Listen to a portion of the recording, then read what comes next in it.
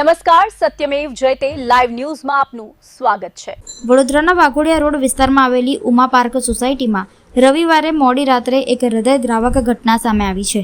પતિ પત્ની વચ્ચેના ઝઘડાએ ઉગ્ર સ્વરૂપ ધારણ કરતા પતિએ પત્ની પર જીવલેણ હુમલો કર્યો અને ત્યારબાદ પોતે ગળે ફાંસો ખાઈ જીવન ટૂંકાવ્યું। મળતી માહિતી મુજબ ઉમા પાર્ક સોસાયટીમાં રહેતા 46 વર્ષીય પ્રદીપભાઈ ગાંગુડે પત્ની અને 2 સંતાનો સાથે રહેતા હતા। મોડી રાત્રે પરિવારના સભ્યો એક જ રૂમમાં હતા ત્યારે પતિ પત્ની વચ્ચે ઉગ્ર બોલાચાલી થઈ હતી। આરોપ છે કે ઝઘડો વધતા આવેશમાં આવેલા પ્રદીપભાઈએ રૂમમાં પડેલા પેપર કટર વડે પત્નીના ગળા અને ચહેરા પર હુમલો કર્યો। દરમિયાન સગીર પુત્ર અને પુત્રીએ માતાને બચાવવાનો પ્રયાસ કર્યો હતો। હુમલા બાદ પ્રદીપભાઈ રૂમની બહાર નીકળી ગયા અને બેડરૂમનો દરવાજો બહારથી બંધ કરી દીધો। ઈજાગ્રસ્ત મહિલા અને બંને સંતાનોએ ગેલેરીમાંથી બૂમાબૂમ કરતા પાડોશીઓ મદદે દોડી આવ્યા હતા। પાડોશીઓની મદદથી પરિવારને બહાર કાઢવામાં આવ્યો હતો। ત્યારબાદ ગ્રાઉન્ડ ફ્લોરનો દરવાજો અંદરથી બંધ હોવાથી બારીનો કાચ તોડી જોતા પ્રદીપભાઈ હોલમાં પંખાના હૂક સાથે ગળે ફાંસો ખાધેલી હાલતમાં મળી આવ્યા હતા। ઘટનાની જાણ થતાં કપુરાઈ પોલીસ અને 108 એમ્બ્યુલન્સની ટીમ સ્થળ પર પહોંચી હતી। ઈજાગ્રસ્ત મહિલાને સારવાર માટે હોસ્પિટલમાં ખસેડવામાં આવી છે। પોલીસે સમગ્ર ઘટનાની તપાસ શરૂ કરી છે।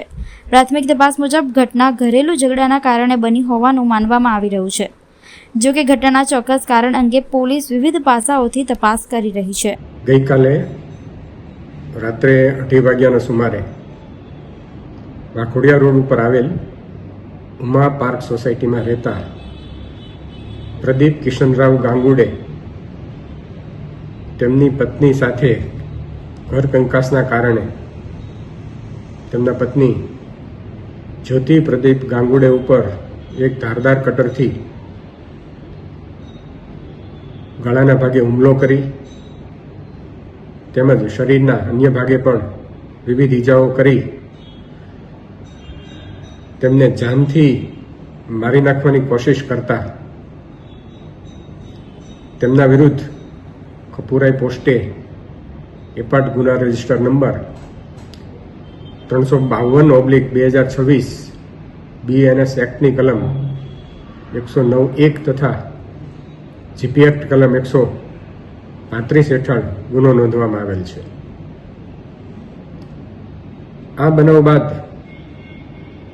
આ પ્રદીપ ગાંગુડે પોતે પણ ગળાફાંસો ખાઈ આપઘાત કરી લેતા કપુરાઈ પોસ્ટે અકસ્માત મોત નંબર 35/2026 BNS એક્ટની કલમ 194 મુજબ દાખલ કરવામાં આવેલ છે।